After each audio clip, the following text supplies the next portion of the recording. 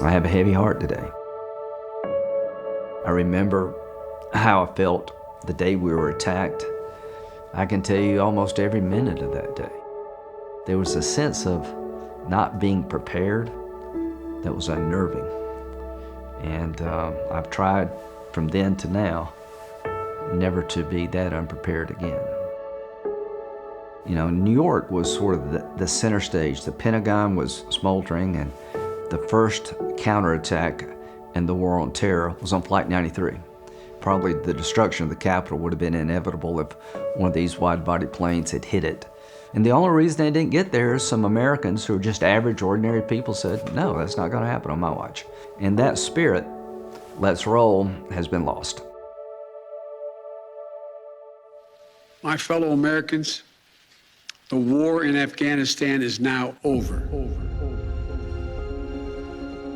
I never dreamed on the 20th anniversary of 9/11, to the day almost, that the Taliban would be in charge of Afghanistan, that hundreds of Americans would be left behind because of the way we withdrew, and that we would abandon thousands of Afghans who bravely fought along our side.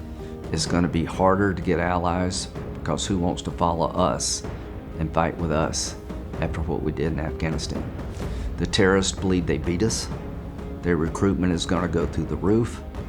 And there's a jihadi Olympics going on between Al-Qaeda and ISIS as to who could hurt us the most, the quickest.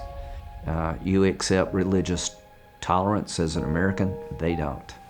You believe that people, including women, have the right to pursue their dreams? They don't. You believe in religious diversity? They believe in a master religion. I know that sounds crazy, but they believe this stuff. And they're not going to be successful over time. But what I worry about is how many of us have to die before we understand the threat. And I'm telling you right now, I know it's been long, I know people are tired, we spent a lot of money. We had over 6,000 soldiers die in Iraq and Afghanistan. We made our fair share of mistakes. But the one thing I can say, in the last 20 years, we protected the American homeland from a terrorist attack coming from Afghanistan because we were there working with the Afghans who reject these people. And now we don't have that presence. So I'm going to take this day of remembrance and channel it in something positive. I'm going to honor the dead, remember their families, and try to rally our nation to make sure this never happens again.